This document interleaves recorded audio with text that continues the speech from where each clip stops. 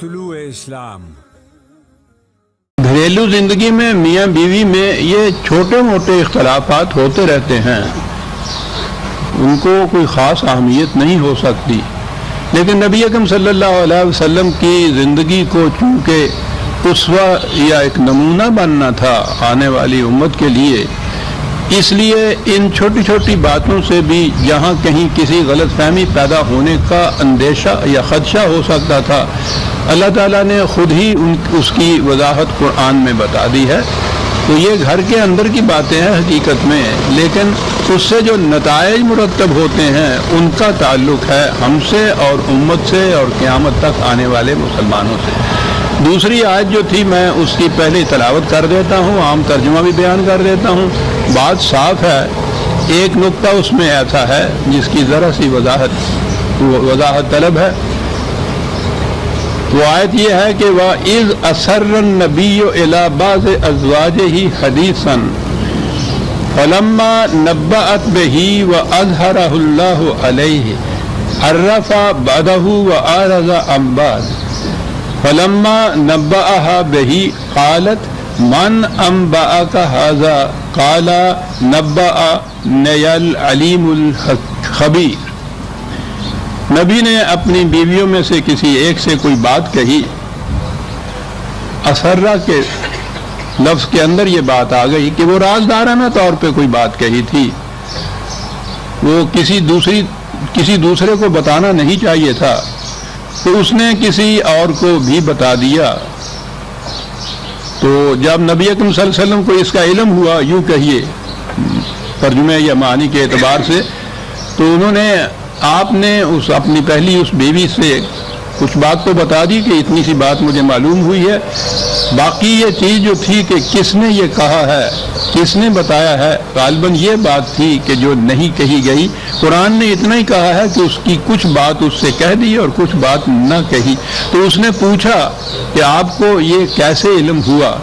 تو یہ جو قرآن کے الفاظ ہیں وہ تو یہ ہے کہ مجھے یہ بتایا ہے علیم الخبیر نے۔ تو یہ وہ نقطہ تھا جو میں نے کہا تھا تھوڑا سا وضاحت طلب ہے، اگرچہ آپ احباب تو آپ برسوں سے درس سنتے چلے آ رہے ہیں، آپ کو تو دقت نہیں ہوگی اس قسم کے سمجھنے کی۔ بعض نے تو یہ کہا ہے کہ یہ العلیم الخبیر سے مراد ہی وہ بیوی تھی جس کو اس کا علم تھا، جس کو اس کی خبر تھی، لیکن اس کے متعلق یہ بھی کہا جاتا ہے کہ چونکہ یہ العلیم اور الخبیر ہے، یہ ہو سکتا ہے کہ خدا نے مجھے بتایا معنی کے اعتبار سے۔ تو یہاں یہ بات ہوتی ہے یہ پیدا کہ خدا نے جو بتایا وہ تو وحی ہوتی ہے اور وحی تو قرآن میں ہی آتی ہے، تو قرآن میں تو اس کا ذکر نہیں ہے۔ تو یہ بات اصولاً سمجھ لینی چاہیے کہ قرآن کریم کا ایک اسلوب اور انداز یہی بھی ہے کہ جو چیزیں عام حالات میں عام طور پر فطری طریق کے اوپر بھی کچھ معلوم ہوتی ہیں ان کی نسبت خدا کی طرف کر دی جاتی ہے۔ بے شمار مقامات ہیں قرآن میں، اور میں نے تو اس پہ ایک پورا مقالہ لکھا تھا طلوع اسلام میں جو شائع کیا تھا، اسی غلط فہمی کو دور کرنے کے لیے کہ جو اس انداز سے ہوتی ہے کہ ان چیزوں کو خدا کی طرف منسوب کر دیا جاتا ہے اور پھر بات بنتی نہیں ہے تو طرح طرح کی تعبیرات ہوتی ہیں۔ اسے ذہن میں رکھیے، میں وہ مختلف مقامات اس وقت نہیں پیش کرنا چاہتا، بڑی تفصیل سے میں نے وہ مقالہ لکھ دیا تھا، تقدیر کی گرہیں غالباً اس کا عنوان تھا، طلوع اسلام میں شائع ہوا تھا۔ اس کے علاوہ کئی اور مقامات بھی ہیں کہ وہ چیز جو انسان اپنی طرف سے کرتا ہے یا خدا کی دی ہوئی صلاحیت کی بنا پر کرتا ہے، اسے خدا اپنی طرف منسوب کر لیتا ہے۔ اس کی بین مثال مثلا سورہ مائدہ کی آیت 4 ہے، 5ویں سورت کی 4تھی آیت، جس میں یہ کہا گیا ہے کہ تم شکاری کتوں کو یا شکاری پرندوں کو سدھاتے ہو شکار کرنا اس علم کی بنا پر جو خدا نے تمہیں دیا ہے۔ اب ظاہر ہے کہ شکاری کتوں کو سدھانے کا علم تو خدا نے کسی کو براہ راست نہیں دیا ہے، یہ کیا بات ہے جی؟ وہ علم جو خدا مما علمکم اللہ وہاں ہے، وہ علم جو خدا نے تمہیں جو سکھایا ہے اس سے تم اپنے ان کتوں کو سدھاتے ہو، پرندوں کو سدھاتے ہو۔ میں نے ایک مثال یہ عرض کی ہے کہ یہ چیز جو ہے فطری طور پہ بھی جو چیز انسان اخذ کرتا ہے، حاصل کرتا ہے، جس کا علم حاصل کرتا ہے، اسے بھی خدا اپنی طرف منسوب کر لیتا ہے۔ میں یہ چیز کسی دوسرے وقت پہ عرض کروں گا کہ اسے اپنی طرف وہ کیوں منسوب کرتا ہے اور کن حالات میں منسوب کرتا ہے۔ یہ بین مثال تو موجود ہے نا کہ شکاری کتوں کو جو سکھاتے ہیں، سدھاتے ہیں، تو وہ طریقہ ہوتا ہے جو انہوں نے یا تو اپنے بزرگوں سے سیکھا ہوتا ہے، استاد سے سیکھا ہوتا ہے، یا اپنے طور پہ ہی اس کو اخذ کیا ہوتا ہے یا مرتب کیا ہوتا ہے۔ لیکن خدا یہ کہتا ہے کہ اس علم کی بنا پہ تم سکھاتے ہو جو اللہ تمہیں دیتا ہے۔ تو یہ ایک مثال، یا علامہ بالقلم جو قرآن نے کہا ہے، خدا نے تمہیں قلم سے لکھنا سکھایا، تو اب سیدھی بات ہے کہ خدا تو نہیں سکھاتا نا یہ اس طرح قلم سے لکھنا، یہ کیا بات ہے؟ اس کے معنی ہوتے ہیں کہ جو صلاحیت خدا نے تمہارے اندر رکھ دی ہے اس بنا پہ تم ایسا کرتے ہو۔ اگر یہ ذہن میں بات رکھ لی جائے تو بہت سے مقامات صاف ہو جاتے ہیں۔ وہ میں نے عرض کیا ہے نا کہ یہ موضوع ایسا ہے کہ اگر تفصیل میں میں جاؤں اس وقت نہیں جا سکتا، کبھی اور عرض کروں گا کہ آخر میں علت العلل یا مسبب الاسباب، دا فرسٹ کاز جسے آپ کہیں گے، کڑیاں میں لاتے چلے جائیے تو آخر میں یہی بات ہوگی کہ وہ خدا کا عطا کردہ صلاحیت ہوتی ہے جس کی بنا پہ انسان کرتا ہے۔ کبھی اس کو خدا اس انسان کی طرف منسوب کر دیتا ہے، کبھی خدا اپنی طرف منسوب کر لیتا ہے۔ تو بہرحال یہ جو کہا حضور کی زبان مبارک سے کہلایا گیا کہ مجھے سکھایا علیم و خبیر نے، تو یہ وحی کی روح سے ایسا نہیں تھا، کیونکہ قرآن میں یہ نہیں ہے اور وہی قرآن ہی کے اندر ہے۔ بہرحال بات آپ نے یہ کہہ دی کہ مجھے یہ علم ہو گیا اس کے متعلق۔ میں نے جیسا عرض کیا ہے اس قسم کے اختلافات میاں بیوی میں ہوتے رہتے ہیں، لیکن قرآن گھر کی زندگی کو پورا پرسکون بنانا چاہتا ہے، بڑا خوشگوار رکھنا چاہتا ہے۔ اسے وہ جنت کہہ کے پکارا ہے اس نے سورہ بقرہ میں۔ اس زندگی کو جو گھر کی زندگی سکون اور مودت اور رحمت اور سکینت کی زندگی ہو، اسے اس نے جنت کہہ کر پکارا ہے۔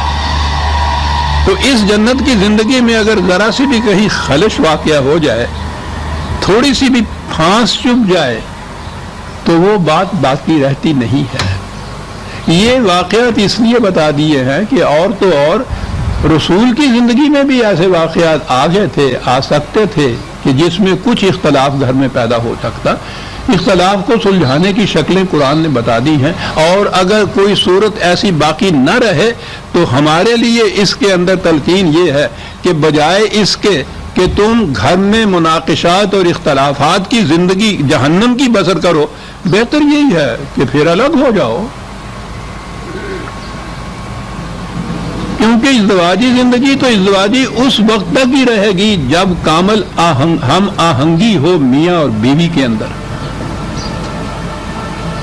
اور بات یہاں یہ کہ وہ جو ہمارے ہاں یہ ہے نا کہ وہ جو طلاق جو ہے، وہ عورت کہتی ہے کہ میں تو خودکشی کر لوں گی، مر جاؤں گی، اس جہنم میں زندگی بسر کر لوں گی، یہ عذاب برداشت کر لوں گی، میں طلاق کی زندگی نہیں۔ متعلقہ ہمارے ہاں بھی بڑی بڑی مذموم نگاہوں سے دیکھا جاتا ہے اسے۔ یہ سارا ہندو معاشرت کا اثر ہے، کیونکہ ان کے ہاں تو طلاق کا تو سوال نہیں ہے، بیوہ تک کی شادی نہیں ہو سکتی۔ تو یہ جو چیز ہے قرآن نے یہ بات کہی کہ یہ ایسی بات نہیں ہے، ہم آہنگی نہ رہے اور اس کے صورت کوئی باقی نہ رہے وہ پیدا کرنے کی، اختلافات مٹانے کی، تو اس قسم کی گھر کی زندگی کے مقابلے میں بہتر یہ ہے کہ الگ ہو جاؤ، اور اگر ضرورت ہے پھر شادی کرنے کی، ازدواجی زندگی کی، تو ہم آہنگ اور ہم خیال اور ہم مسلک اور ہم عقیدہ، ہم نظریہ، ہم مزاج، ہم طبیعت، دو بیویاں اور ہیں، عورتیں اور ہیں، ان سے شادیاں کر لیجئے، مسئلہ آسان ہے۔ میرے ساقی نے عطا کی ہے میں بے درد و صاف، رنگ جو کچھ دیکھتے ہو میرے پیمانے کا ہے۔ ہمارے ہاں جو متوارث خیالات چلے آ رہے ہیں ان کی وجہ سے ہمارے یہاں پیچیدگیاں پیدا کی جاتی ہیں، قرآن سے تو نہیں۔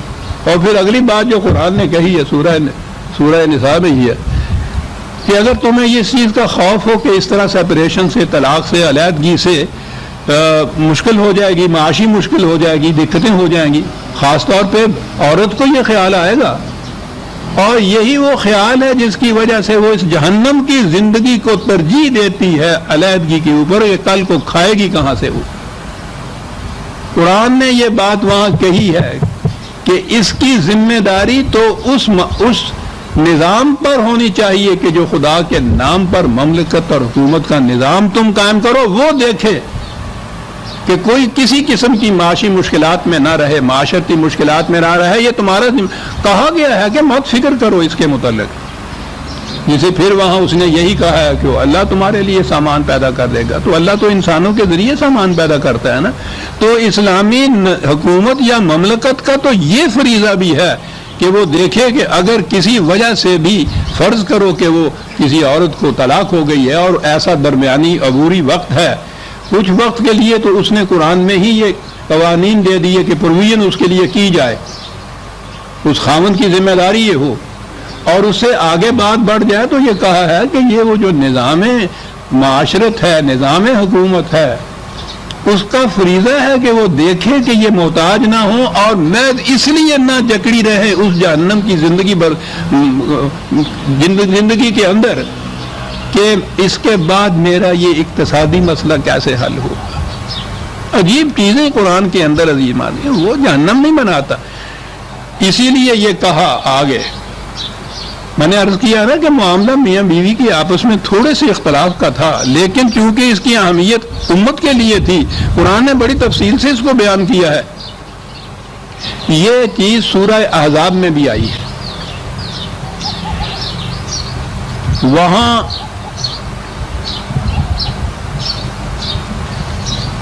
اگر حوالہ ہے میرے پاس تو ابھی میں عرض کر دیتا ہوں۔ جی ہاں، 33/28، 33/51 وہاں بھی یہ چیز آئی ہے۔ ازواج مطہرات کی طرف سے ایسا نظر آتا ہے کہ کچھ یہ مطالبہ تھا۔ وہ مطالبہ کیا تھا؟ یہ اس زمانے میں حضور کے پروٹیکشن کے لیے، حفاظت کے لیے یہ آئی تھیں، قریباً ساری، کوئی بیوہ تھی، کوئی متعلقہ تھی، کوئی چھوڑی ہوئی تھی، محتاج تھی، لیکن تھیں بہت اونچے گھرانوں کی۔ حضور کے اس دامن عافیت میں انہوں نے پناہ لی، زندگی جیسی تھی وہ تو معلوم ہے۔ بعد میں ایک حکومت ملی، مملکت ملی، 10 لاکھ مربع میل کی مملکت کے سربراہ تھے۔ نظر آتا ہے کہ جیسا کہ طبی طور پہ ہونا چاہیے، ان ازواج مطہرات کے دل میں یہ بات پیدا ہوئی کہ ہماری زندگی کچھ آسائش کی ہونی چاہیے۔ یہی ہے وہ جو وہاں بات ہے۔ تو حضور نے فرمایا کہ اس گھر میں تو زندگی ایسے ہی بسر ہوگی، کیونکہ سربراہ مملکت اسلامیہ تو گیہوں کی روٹی اس وقت کھا سکتا ہے جب اسے یقین ہو کہ مملکت کے ہر فرد کو گیہوں کی روٹی ملتی ہے۔ تو یہ گھر تو غریب ترین گھر رہے گا معاشرے کے اندر۔ اب تم خود فیصلہ کر لو اس کے لیے۔ اب تمہیں شاید محتاجی بھی نہ ہو، تمہیں اور سہارے مل سکتے ہوں، آسرے مل سکتے ہوں، تو میری طرف سے اجازت ہے، تم وہاں جا کے خوش رہ سکتی ہو، تو میں تمہارے راستے میں حائل نہیں ہونا چاہتا، تم چلی جا سکتی ہو، کوئی بات نہیں۔ یہ بھی بڑی اہم چیز کہ اگر ایسی صورت پیدا ہو جائے اور بیوی یہ کہے کہ میں ان حالات میں یہاں نہیں رہنا چاہتی، قرآن نے کہا ہے کہ حضور نے فرمایا میں نہایت خوش دلی سے، خندہ پیشانی سے تمہیں رخصت کر دوں گا، بڑی عمدگی سے رخصت کروں گا تمہیں۔ تو ایسے وقت میں خود خامند کے لیے ضروری ہے کہ وہ بڑی خندہ پیشانی سے علیحدگی اختیار کرے۔ اور خدا کی طرف سے یہ کہا جا رہا ہے ان ازواج کو جو بھی وہ تھیں، تو جیسا میں نے پچھلی دفعہ بھی کہا تھا کہ ہماری تو صورت یہ ہے کہ یہ جو قرآن نے اس کے اندر سے نکات بیان کیے یا ہمارے لیے جو تعلیم دی، ادھر تو کسی کی نگاہ نہیں جاتی۔ قریب ساری یہ ہو رہی ہے 1000 برس سے کہ وہ کون سی بیوی تھی جس نے یہ کیا، اور وہ کون سی تھی جو اس کے راز میں اندر شریک ہوئی۔ چلے جا رہے ہیں صاف اس کے اوپر، کتابوں کی کتابیں لکھی چلی جا رہی ہیں، یعنی جس بات کو تو قرآن نے بتایا نہیں، حضور نے خود نہیں وہاں کو نام لیا۔ اور وہی جو میں نے پچھلا درس بڑا اہم تھا اس اعتبار سے آپ کو معلوم ہے کہ رجوع کہاں کیا جائے گا؟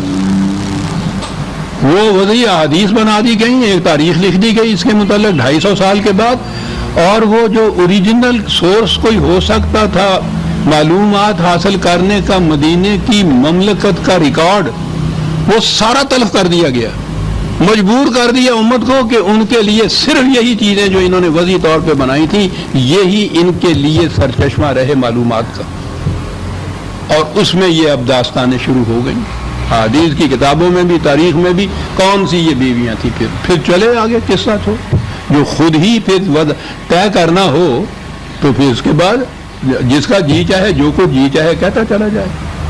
بہرحال خدا نے یہ کہا کہ ہمیں معلوم ہے کہ تمہارے دل میں اس کا احساس تو پیدا ہو رہا ہے کہ یہ غلط بات ہو گئی، تو جب احساس پیدا ہو گیا ہے تو عجیب بات ہے، تو پھر کھل کے اعتراف کرو، معاملہ صاف ہو جائے۔ یہ جو ہے نا ان تتوبہ الی اللہ، توبہ کرنا، یعنی یہ بات کہ تمہارا دل جو ہے وہ تو مائل ہو رہے ہیں، تو ہوتا ہے نا ایسے میں کہ پھر اس کا کھلے بندوں اعتراف اور اظہار کرنا، تو کہا جب یہ چیز ہے تو پھر بات صاف کر دو، معاملہ صاف ہو جائے گا۔ اور اگر اس کے باوجود تم آپس میں یہی سمجھتے ہو کہ نہیں رسول کی مخالفت ہی کرنی ہے تو پھر ٹھیک ہے، اس کے بعد وہ علیحدگی ہو جائے گی۔ یہ سوچ رکھو کہ تمہاری اس علیحدگی سے رسول اللہ صلی اللہ علیہ وسلم، رسول ہمارا تمہارا محتاج نہیں ہے، اس کے تو دوستدار، اس کا ہیلپر، اس کے مددگار، اس کے والی خدا ہے، جبریل ہے جو وحی لاتا ہے، مومنین ہیں، ملائکہ ہیں، وہ سب اس کے مددگار ہوں گے۔ اس لیے یہ بات نہیں ہے کہ اسے کوئی احتیاج ہے کہ وہ اس قسم کی زندگی کا اختلاف ہی کی ہو، مجبور ہو جائے بسر کرنے کے اوپر، یہ بات نہیں ہے، نہ تم مجبور ہو نہ وہ مجبور ہوگا۔ عسیٰ ربہ ان طلقکن ان یبدلہ ازواجا خیرا منکن مسلمات مؤمنات قانتات تائبات عابدات سائحات سیبات و ابکارا۔ اگر معاملہ سپریشن تک پہنچ گیا، علیحدگی تک پہنچ گیا،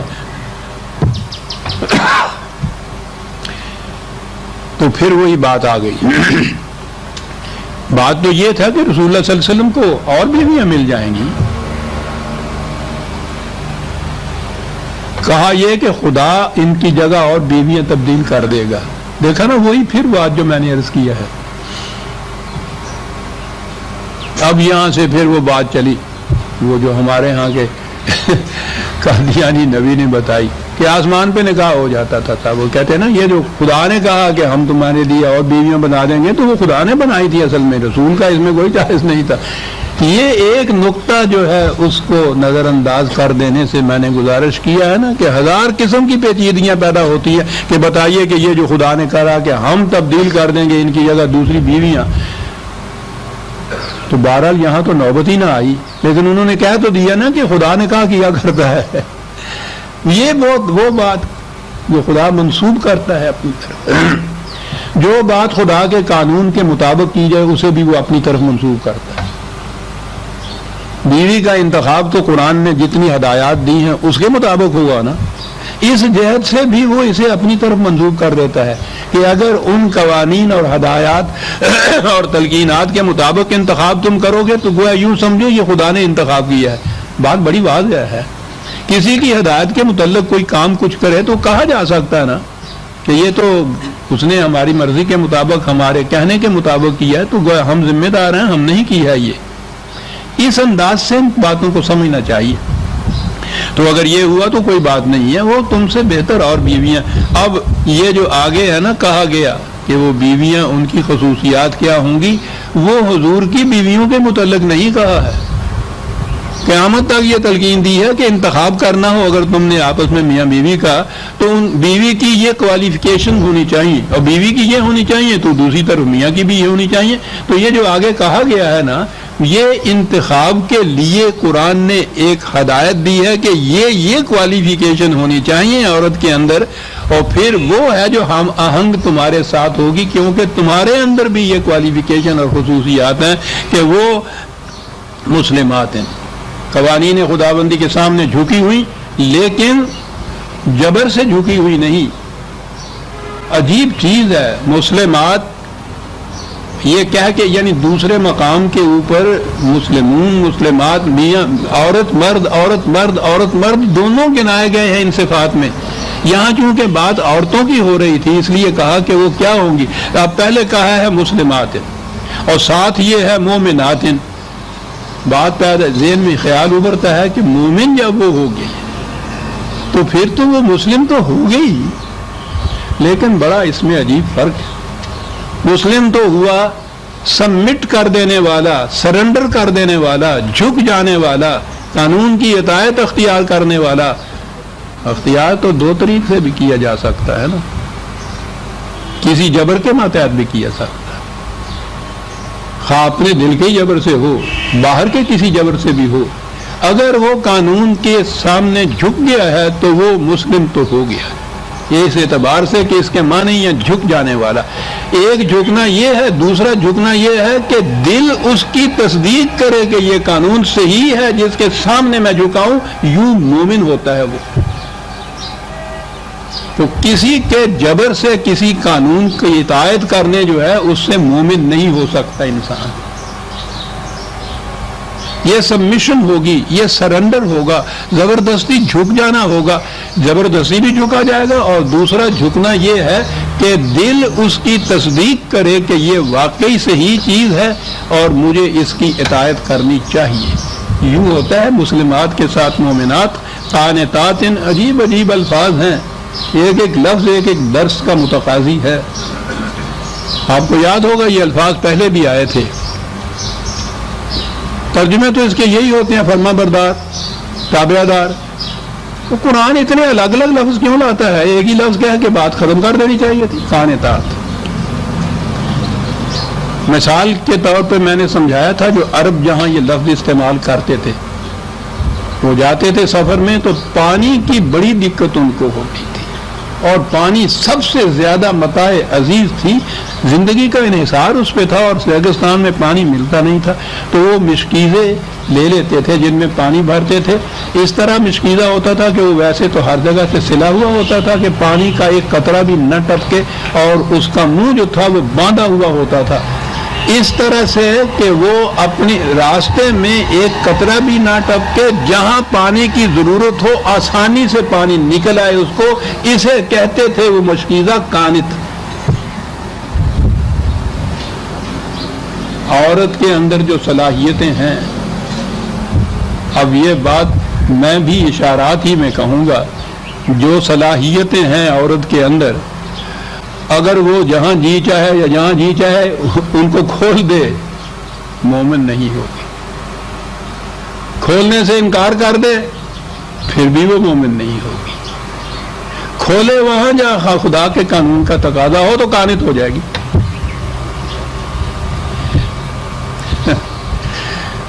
عزیزان من، میں پھر بار بار عرض کرتا ہوں، قرآن کے الفاظ پہ بڑا غور کیجیے، اور معاف رکھیے اگر میں کہہ دوں، میں نے آپ احباب کی یہ محنت جو ہے اس کو بچا لیا ہے لغات القرآن لکھ کر۔